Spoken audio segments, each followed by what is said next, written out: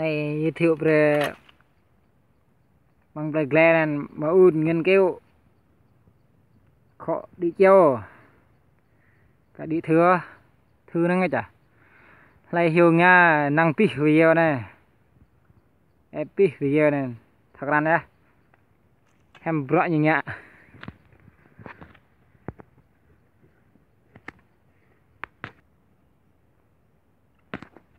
đùm tên nhanh lệ có bột và thao đi kêu ngon à ngon đấy phải mình đã họa thôi này như chơi ạ đùm thì nhanh lệ khó bột và thao đi kêu chật khó bột này như bay ra ơi nè chủ tịch như còn làm rạo căn kệ chơi như đọc cả gan gan hàng đi bữa thao như lệ như bột rồi thao jangan như nghiên cứu beragat terus hết đây như này nghiên cứu khó đi kêu chết khó bố đấy đi kêu bố à em nói như cả ra nhiều khó đi này này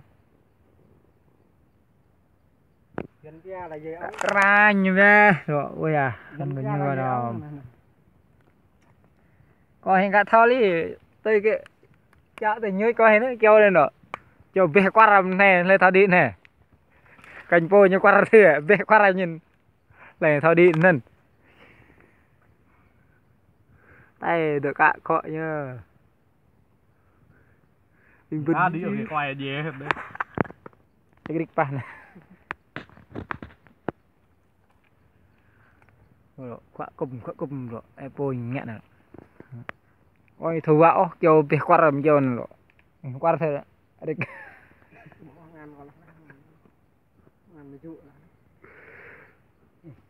người da trắng nó người da đen ngọ kêu này tự đi như đi thêm cô không than này rồi đi hiểu chưa thứ mà ít nó mà chẳng lẽ đi hiểu chưa rồi nè đó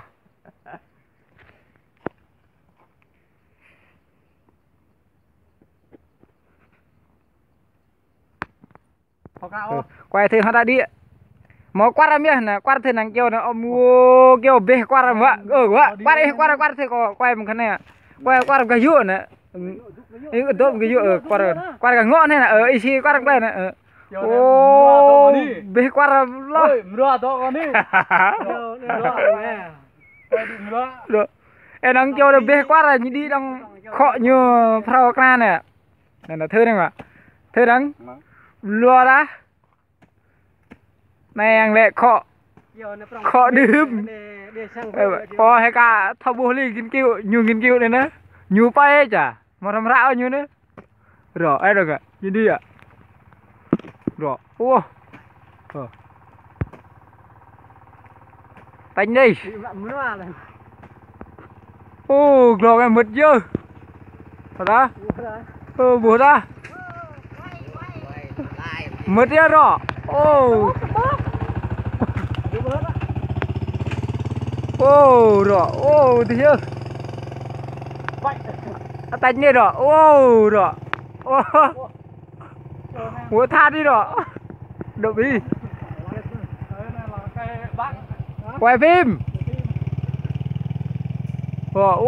thì chưa rồi tanh đây hóa ra cất đơn á cất này rồi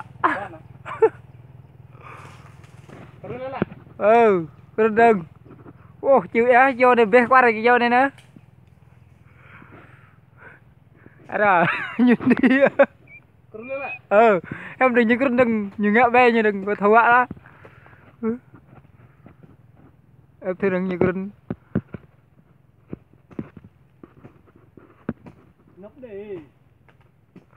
em đừng ạ như cất ạ thưa đừng ạ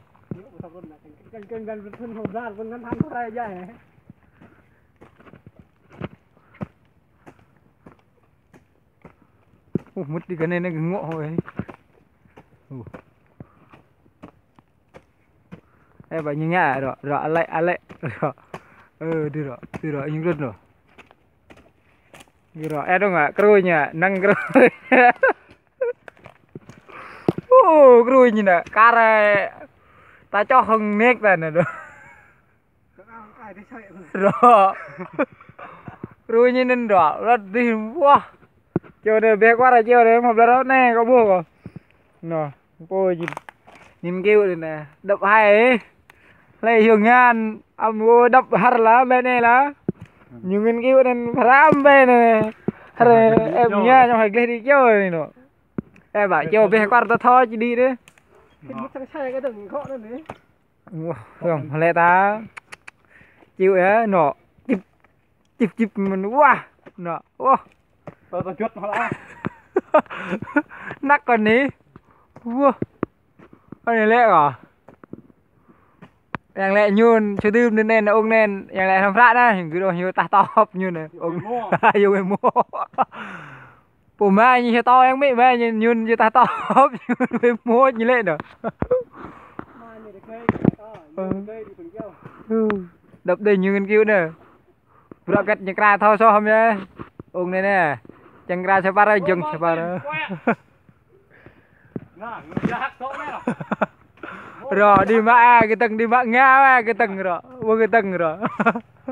giờ hát cho một tin rồi conยังlẹ rồi ra giờ hát nè chúng cho mi không ngại cái chuyện cô quay bên này nó vui chơi để mà đã dừng nhá ở bít phim đó con đừng rất thuông á mình không biết lẹ cái nhâm cà phê làm cái như nghiên cứu thành công rồi lẹ nhâm cà phê cái tầng nghiên cứu thành công mà đi chiều thôi ngã cái tầng mà đã khọn rồi này nè Huệ đây là bố mò khó nôn ta lại đi chiều bật đấy họ video chat này đó cái bộ phim na chắc chắc không kêu này đó cái bộ thao đi ôm này kia này bộ gần bộ to vô mà thao con cà phê đây này nè phám bên này đang đó ôi vừa hai thành con cái lên thành con cái lên thành con rồi thành con cái dép nữa này lên để làm này là 2 ngày á xong á 2 ngày mà đó buổi như lệ 2 ngày dép này 3 ngày nhìn kêu chất khó bút đi kêu ta đi khó bút lại đi chơi thó buổi đi Hoa Lan Đất Biên là ngày 22 tháng 8 năm 2020 lon đi xe nhau á đi đua hả đi chạy đi dạ lo ấy á nên lo ngã xe này nè đi lên cái đây này nghe này ngày 22 tháng 8 năm 2020 nên đây là 20 mét á nhiều cây nhìn chất khó bút đi chiều người ta hay răng này nó kêu này nè buổi rít này nè kêu này là buổi ca như này habit như nghe này là buổi hay mình nghiên cứu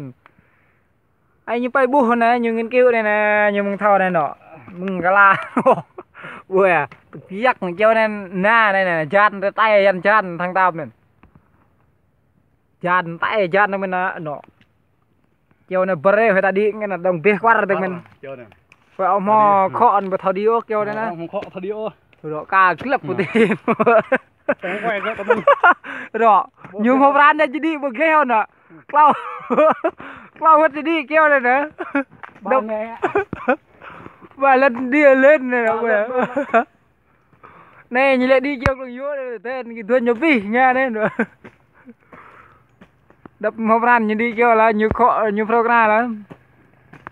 khó cha cái chân ấy chả khó dép ní dép đi kêu đi nọ đập hay ra này này kêu xe mày á lẹ như mày mi ha dừng nghe rõ mày nè dừng nhá ha đi nọ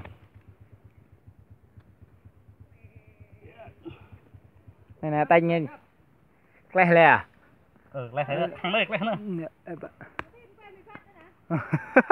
quay cái từng á rồi vần gra lẹ mừng hiện tại bấm play nhầm play này nè cho khỏi những kiểu chân sao kìa Này ngạ bay đi chưa? Này đó, ghê mi, yêu phải play đúng không?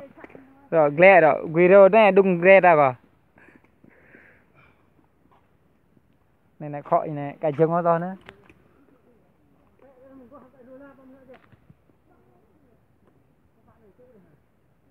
Cái đi, cái này. Đấy.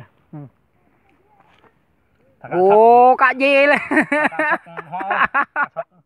Cá dê lên. Cá dê lên bên nữa. Dạ đi về, rau hồn về, cái như.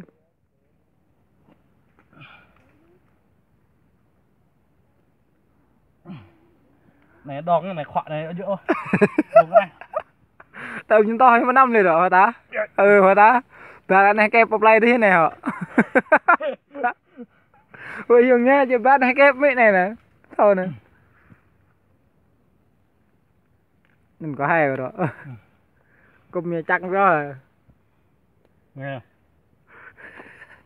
Xong rồi. Dạ đi đua vịt nhùm nha. Dạ đi đua vịt nhùm nha. Này nè, thò đi châu nè, này nè. Nghiên cứu này nè, có gì nè. Vô nó ráo hết à.